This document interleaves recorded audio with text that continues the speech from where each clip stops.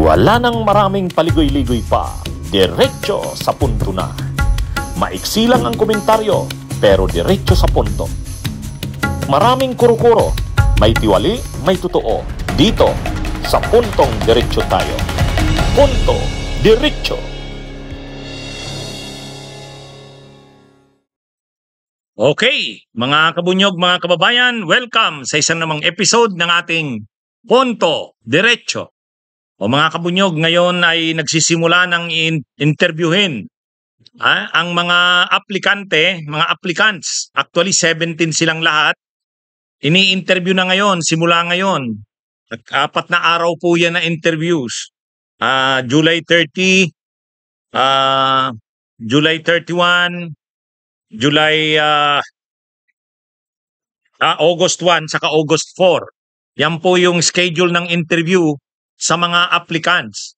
Mayroon pong 17, lahat-lahat na aplikante ng pagka-ombudsman.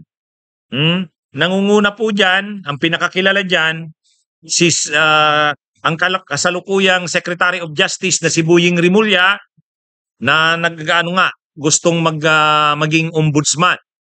Ang isa pa, kilala si dating BIR Commissioner nung panahon ni Pinoy, si Attorney Kim Jacinto Henares. Ang isa pa ay dating COA Chairperson, si Michael Aguinaldo.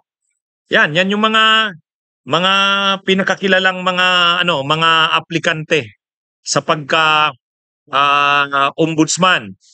Gayun din si Associate Justice Samuel Gairlan, si Jason Rodinas, isang RTC judge, si Associate Justice Michael Mosque ng Sandigan Bayan, si Beda Epres, si HR Commissioner, si Associate Justice Bautista Corpin, Court of Appeals, si Deputy Executive Secretary Lisa Logan sa Office of the President, si Undersecretary Romeo Benitez ng DILG, Felix Reyes, PCSO Chairperson, si Associate Justice Stephen Cruz, Court of Appeals, si Associate Justice Mario Lopez, retired ng Supreme Court, Attorney Melvin Matibag, PDP Laban Secretary General, Presiding Justice Geraldine Icong, Sandigan Bayan, si Judge Benjamin Turgano, RTC, at si Attorney Johnny Caroche, Private Law Practitioner.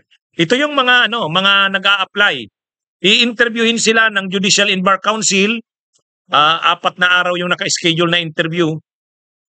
July 30, July 31, August 1 at August 4. Ngayon, napaka-importante itong pagpapalit na ito ng ombudsman kasi tapos na si Martires. Tapos na ang termino niyan itong July 27. Ang ombudsman kasi fixed ang term niyan, 7 years. 7 years. Napaka-importante ng ombudsman kasi yung mga kaso na isasampa sa mga tiwaling opisyal, mga corruption, plunder, diyan yan sinasampa sa ombudsman. At ang ombudsman ang nagpa-file niyan sa mga RTC, sa Sandigan Bayan. Kaya yung sa paglaban sa korupsyon na isang pangunahing problema ng ating bayan, may napakalaking papel diyan itong ombudsman. Kaya nga si Pinoy, matatandaan natin si Pinoy nung naupo siya nung 2010, naging presidente siya. Ang programa niya, Daang Matuwid. Pag upo niya, nang makita niya na ang ombudsman ay hindi niya maaasahan, si Merceditas Gutierrez, tao ni Gloria, pina-impeach niya si Merceditas kasi walang silbi. Paano matutupad niyang kanyang plataforma ng anti-corruption, Daang Matuwid, kung hindi siya makapagsampa ng kaso kasi ang ombudsman na inaasahan niya magsasampa ng kaso ay kakampi ni Gloria. Kaya ang ginawa talaga ni Pinoy noon, ginawa nila ng paraan na ma-impeach si Merceditas Gutierrez. Ngayon, na-impeach naman sa Kamara. Pagdating sa Senado, hindi pa nagsisimula ang trial, nag-resign na lang si Merceditas kasi alam niyang mapapahiya siya sa trial. Ganon din naman si Corona. Nung nakita ni Pinoy na ang Chief Justice ay tao rin ni Gloria, si Corona, talagang pinursige ni Pinoy na ma-impeach din si Corona. Kaya kailangan talaga sa mga paglaban sa korupsyon, kailangan ang Supreme Court, ang Ombudsman, kailangang anti-corruption din. Kaya nung matanggal si Merceditas bilang ombudsman, ang inilagay ni Pinoy si Conchita Carpio Morales. Yun, magaling yun. Yan yung mga nagkaso sa PDAP scam kay Revilla, kay Jinggoy, saka kay Enrile. Yan din yung nagkaso kay Napoles, yan yung nagkaso kay Gloria. Si Conchita Carpio Morales, magaling. Kaya lang nung panahon ni Duterte, ang pumalit na ombudsman pagkatapos ni Conchita Carpio Morales ay si Martires. Maraming na-frustrate sa panahon ni Martires, nakakahiya ang ombudsman sa panahon ni Martires. Sa halip na siyang maghabol sa mga korap, siya pa ang nagprotekta sa mga korap. Halimbawa, yung pinalabas ni Martires na order na hindi pwedeng ilabas ang salin ng isang opisyal hanggat wala siyang pagpayag. Ano yun? Pabor yan doon sa opisyal na sa madaling sabi, mas naprotektahan pa ni Martires yung mga korap na opisyal. Kahit si Duterte, naprotektahan ni Martires. Kaya na-frustrate ng marami sa panahon ni Martires. Kaya ngayon, gusto nila makabalik ang isang ombudsman na totoong anti-corruption. So ngayon, magpipili na si PBBM ng bagong ombudsman.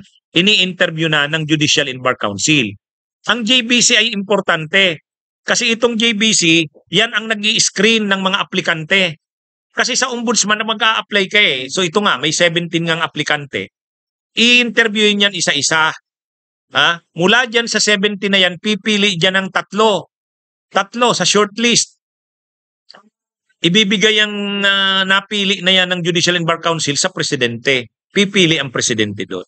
Panahon ni Pinoy, yung unang listahan ng sinabmit ng ombudsman, hindi nagustuhan ni Pinoy.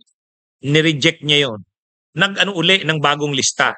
Kaya ang presidente talaga dyan ang makapangyarihan. Sana maayos ang mapili ng presidente. Ang una, may mga nagsasabi, tama yan si Boying Rimulya. Mayroon din nagsasabi, hindi, si Kim Henares. Ayan. Mayroon din nagsasabing si Aguinaldo. Ayan.